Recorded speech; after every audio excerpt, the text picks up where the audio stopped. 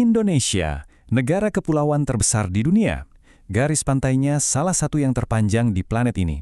Nah, kalau dipikir-pikir secara logika, seharusnya kita ini ya raksasa di industri pembuatan kapal. Tapi kenyataannya justru sebaliknya. Kita malah menghadapi sebuah paradoks yang jujur aja agak membingungkan. Dan inilah pertanyaan utamanya, inti dari pembahasan kita kali ini. Kenapa coba? Sebuah negara yang hidupnya dari laut, yang konektivitasnya itu bergantung banget sama kapal, malah kesulitan bikin kapal sendiri secara efisien? Oke, yuk kita bedah sama-sama.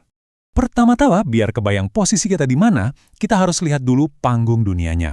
Industri perkapalan global itu didominasi sama 3 negara yang sering disebut segitiga Asia. Ada Tiongkok, Korea Selatan, sama Jepang. Mereka bertiga ini menguasai 90% pasar. 90%. Sementara itu, Indonesia dengan potensi maritimnya yang luar biasa besar, posisinya masih jauh di belakang. Oke, sekarang mari kita mulai masuk ke akar masalahnya. Kenapa kita susah bersaing? Jawabannya ada di satu faktor besar, biaya.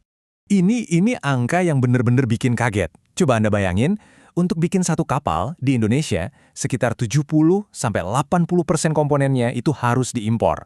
Mulai dari mesin, sistem navigasi, sampai material dasarnya. Ini artinya, tingkat ketergantungan kita itu tinggi banget. Nah, ketergantungan impor ini jelas ada akibatnya. Konsekuensi langsungnya, harga kapal yang dibikin di galangan lokal jadi 10-30% lebih mahal. Lebih mahal loh ya, dibanding kapal sejenis yang dibuat di luar negeri. Ini bukan karena kualitas kerja kita jelek, sama sekali bukan. Tapi murni karena biaya komponen yang bengkak akibat impor dan pajaknya. Masalahnya ternyata bukan cuma soal harga. Waktu juga jadi musuh besar di sini. Untuk komponen yang super penting, kayak mesin utama misalnya, galangan kapal di sini bisa nunggu sampai 8 bulan. Itu baru mesinnya doang. Penundaan kayak gini jelas menghambat semua jadwal produksi dan bikin seluruh prosesnya jadi nggak efisien. Kutipan ini kayaknya merangkum semua frustrasi di industri ini dengan sempurna deh. Asosiasi Pemilik Kapal Nasional Indonesia, atau INSA, menyuarakan tantangan intinya. Gimana coba mau kompetitif kalau harga bahan bakunya aja udah 30% lebih mahal dan nunggunya bisa berbulan-bulan? Susah kan? Oke, setelah kita paham masalah utamanya, para peneliti mulai cari-cari solusi. Kira-kira di mana ya titik yang paling pas buat dibenahi biar dampaknya paling besar? Jawabannya ternyata ada di satu material yang sangat fundamental. Nah, buat nemuin jawaban yang paling akurat, para ahli ini nggak asal tebak. Mereka pakai metode ilmiah yang namanya Analytical Hierarchy Process atau AHP. Gampangnya gini, AHP ini adalah cara buat memecah masalah yang rumit, lalu ngasih bobot ke setiap faktornya buat nemuin mana sih yang paling penting, yang paling besar pengaruhnya. Dan inilah temuan yang paling menarik.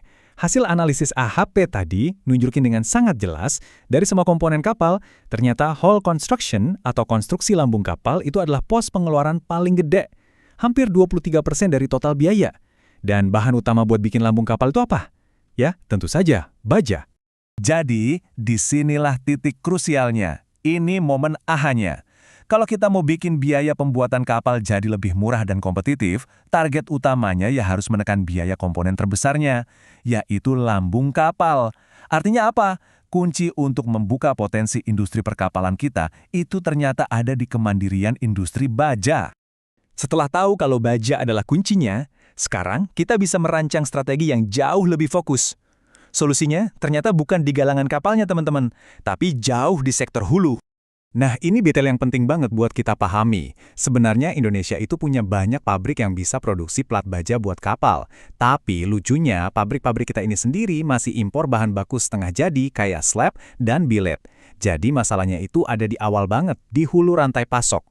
Kalau gitu, strateginya jadi kelihatan jelas kan? Bisa kita urai jadi 4 langkah. Pertama, kita punya sumber dayanya. Indonesia ini punya cadangan biji besi sekitar 5.110 juta ton, itu banyak banget. Kedua, kita bangun industri buat mengolah biji besi itu jadi bahan baku di dalam negeri. Ketiga, bahan baku itu kita olah lagi jadi plat baja siap pakai, juga di dalam negeri. Dan akhirnya, langkah keempat, kita berhasil menciptakan ekosistem industri baja yang mandiri dari hulu ke hilir. Tentu, membangun industri hulu sebesar itu kan butuh kepastian pasar ya. Siapa yang mau beli produksinya? Nah, disinilah program pemerintah skala besar seperti Tol Laut memainkan peran penting. Program ini menciptakan permintaan yang masif dan berkelanjutan. Tabel ini nunjukin ratusan kapal yang dipesan cuma dalam 5 tahun. Permintaan sebesar ini yang ngasih kepastian buat investor biar mereka berani investasi di industri pengolahan baja kita. Oke, dengan diagnosa yang tepat dan strategi yang jelas, pertanyaannya sekarang, apakah ada tanda-tanda perubahan?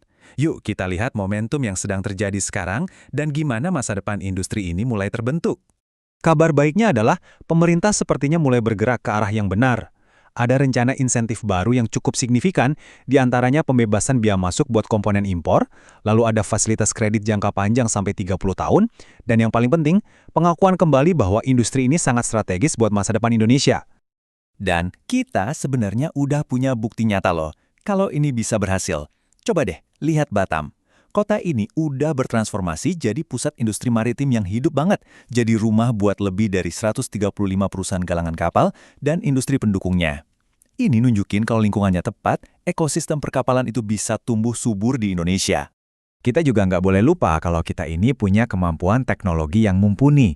BUMN seperti PT PAL Indonesia itu sudah terbukti loh bisa bikin kapal-kapal yang kompleks. Mulai dari kapal perang canggih seperti korvet Kepresidenan KRI, Bung Karno 369, sampai bahkan ikut serta dalam pembuatan kapal selam.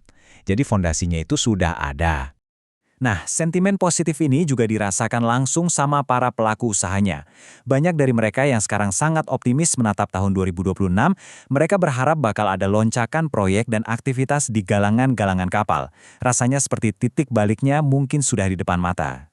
Jadi, kita kembali ke pertanyaan besar di awal. Kita sudah lihat masalahnya, ketergantungan impor, kita sudah menemukan solusinya, kemandirian industri baja dari hulu, dan kita sudah melihat momentumnya mulai ada, insentif dari pemerintah dan optimisme dari industri. Pertanyaannya sekarang adalah, apakah gabungan dari semua ini akhirnya cukup untuk mengubah paradoks menjadi potensi? Cukup untuk membawa Indonesia menjadi kekuatan maritim sejati seperti yang seharusnya?